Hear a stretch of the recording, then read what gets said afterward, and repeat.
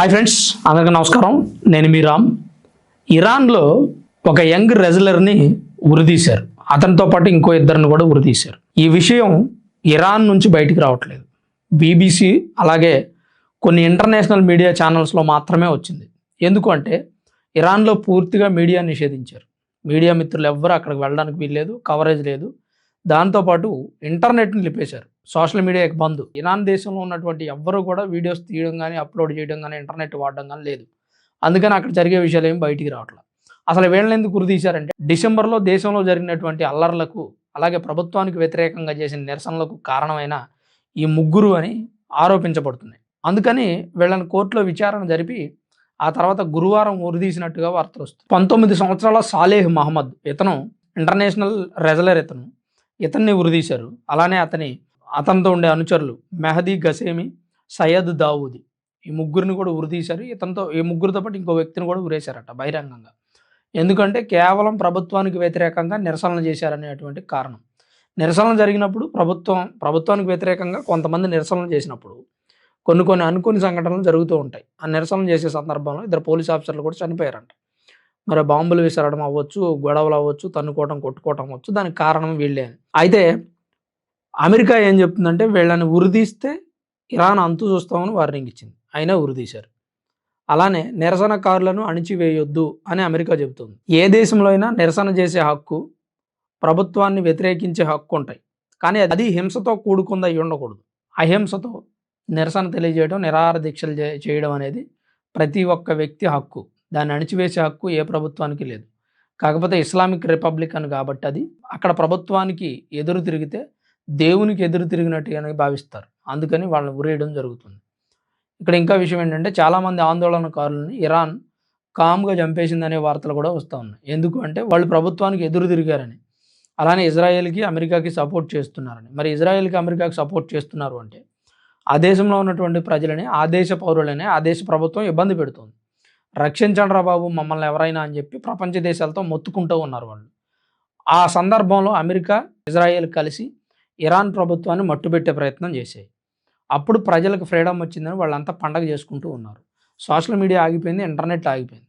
ఎందుకు అంటే అక్కడ ఖమేనీ చనిపోతే పండగ చేసుకున్న ప్రతి వ్యక్తి మీద ప్రభుత్వం చర్యలు తీసుకుంటుంది. పాపం ఈ విషయం చాలామందికి తెలియదు. ట్రంప్కి థ్యాంక్స్ చెప్తూ వీడియోలు చేయడం, ఇజ్రాయెల్కి థ్యాంక్స్ చెప్తూ వీడియోలు చేయడం, ఇలాంటి వ్యక్తులందరూ కూడా ఈ మధ్య సోషల్ మీడియాలో కనిపించడం లేదు. దానికి కారణం ఏంటంటే అక్కడ ఇంటర్నెట్ ఆపేసిన తర్వాత ఇలా ప్రభుత్వాన్ని వ్యతిరేకించి ప్రభుత్వం మీద వ్యతిరేకత తీసుకొచ్చి ఇజ్రాయెల్కి, అమెరికాకి సపోర్ట్ చేసిన వాళ్ళందరినీ మట్టు పెట్టేశారు, కామ్గా చంపేశారు అనేటువంటి ఆరోపణలు కూడా ఉన్నాయి. ఇరాన్లో ఏ రేంజ్లో ప్రజల మీద ఉక్కుపాదం మోపుతుందో ప్రభుత్వం మనకు అర్థం అవుతుంది. మన దేశంలో ఎన్నైనా ప్రొటెస్టులు చేయొచ్చు, ఏం కాదు, మన ఇష్టం వచ్చినట్టు ప్రొటెస్టులు చేయొచ్చు. ఖమేనీకి సపోర్ట్గా ప్రొటెస్టులు చేయొచ్చు, ట్రంప్ని, నెతన్యాహుని చంపేస్తాం అనొచ్చు, మోదీని లేపేస్తామని హైదరాబాద్లో నడి రోడ్డు మీద మోదీ ఫోటోలు రోడ్డు మీద వేసి తొక్కొచ్చు. అయినా కానీ మన దగ్గర ప్రభుత్వం ఏమీ అందు. ఎందుకంటే మన దగ్గర ప్రజాస్వామ్యం నడుస్తుంది. అక్కడ రాచరికం, రాజుల పాలన నడుస్తూ ఉంది. ఇప్పుడు అమెరికా కూడా ప్రజాస్వామ్యమే. అక్కడ కూడా ప్రొటెస్టులు చేయొచ్చు, చేస్తున్నారు. సో ఇక్కడ మనం తెలుసుకోవాల్సింది ఏంటంటే ఏ దేశంలో ఉన్నటువంటి వ్యక్తి అయినా సరే మొదట ఆ దేశానికి కట్టుబడి ఉండాలి, ఆ దేశాన్ని సపోర్ట్ చేయాలి. ఒకవేళ ఆ దేశాన్ని వ్యతిరేకించాడు అనుకోండి, వాడిని చంపేస్తుంది ఇరాన్ నిర్మోహమాటంగా. మన దగ్గర అట్లా జరగదు కదా. మన దగ్గర చట్టాలు ఉన్నాయి, ప్రజాస్వామ్యం ఉంది, రాజ్యాంగం ప్రకారం నడుస్తూ ఉంది. సో ఇక్కడే ఉండి ఇరాన్కి సపోర్ట్ చేసిన వ్యక్తులు, ఇరాన్లో ఉండి ఇరాన్ని వ్యతిరేకిస్తున్నటువంటి వ్యక్తులు. ఎందుకు వాళ్ళు వ్యతిరేకించారంటే అక్కడ ఉన్నటువంటి ప్రభుత్వం ఏం చేస్తుంది అనేది వాళ్ళకి తెలుసు. అలానే చాలామందిని ఉరితీసిందంట.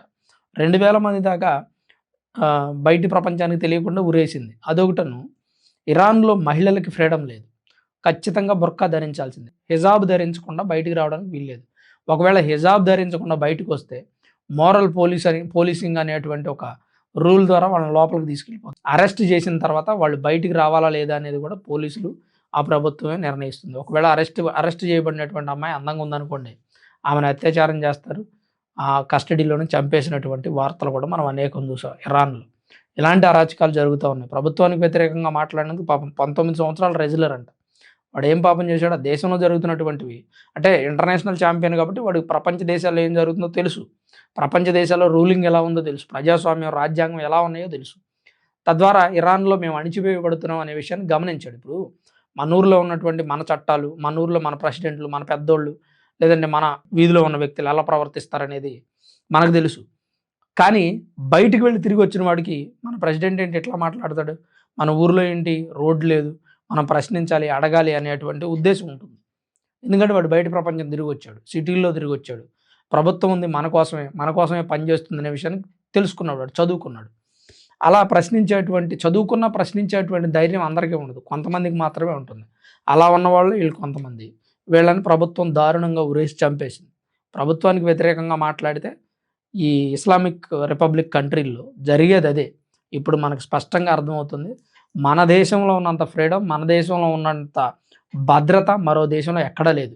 మన దేశంలో మన దేశాన్ని వ్యతిరేకించినా బతకొచ్చు, మన ప్రభుత్వం మీద నిరసనలు తెలియజేసినా బతకొచ్చు, ప్రధానిని చంపేస్తానని పబ్లిక్గా వార్నింగ్ ఇచ్చినా బతకొచ్చు, ఒక వర్గాన్ని లేపేస్తామని డైరెక్ట్గా చెప్పినా బ్రతకొచ్చు. ఎందుకంటే మన దగ్గర అంత ఫ్రీడమ్ ఉంది. ఈ ఫ్రీడమ్ బయట దేశాల్లో లేకపోవడం వల్ల వాళ్ళు చనిపోతూ ఉన్నారు. ఇక్కడ నేను ఇరాన్ దేశాన్ని తక్కువ చేసి మాట్లాడుతున్నాను కొంతమందికి అనిపించవచ్చు. ఎందుకంటే అది ఇస్లామిక్ రిపబ్లిక్, అంటే మత ప్రాతిపదికన నడిచేటువంటి ఒక ప్రభుత్వం. అది ప్రమాదమే. అలా అని మన ఇండియాలో ఉన్నటువంటి ఫ్రీడమ్ ఉండకూడదు, తీసేయమని నేను చెప్పట్లా. కానీ ఇచ్చిన ఫ్రీడమ్ని ప్రజలు ఎలా ఉపయోగించుకోవాలి అనే అంశం మీద చెప్తా ఉన్నా. చనువిచ్చారు కదా అని చంకన ఎక్కకూడదు, చాలా ప్రమాదం ఏర్పడుతుంది. ప్రజలు కూడా గమనించాల్సిన అవసరం ఉంది. జాగ్రత్తగా వ్యవహరిస్తూ, దేశానికి సపోర్ట్ చేస్తూ, దేశాన్ని కాపాడుకుంటూ, దేశంలో ఉన్నటువంటి ప్రభుత్వం కనుక ఏదైనా పొరపాట్లు చేస్తే వేరే ప్రభుత్వాన్ని ఎక్కించుకుందాం. అంతేగాని అధికారంలో ఉన్న ప్రభుత్వం పొరపాటు చేస్తుంది కదా అని శత్రు దేశాలకు సపోర్ట్ చేసామనుకోండి, మన నాశనం ఏరి కోరి మనమే తెచ్చుకున్నట్టు. మరి ఇరాన్లో ఈ ముగ్గురిని ఉరిదీయటం మీద మీ అభిప్రాయం ఏంటి? అలాగే మానవ హక్కుల సంఘాల వాళ్ళు కూడా తీవ్రంగా వ్యతిరేకిస్తున్నారు. దీని మీద మీ అభిప్రాయాన్ని తప్పకుండా కామెంట్ రూపంలో తెలియజేయండి.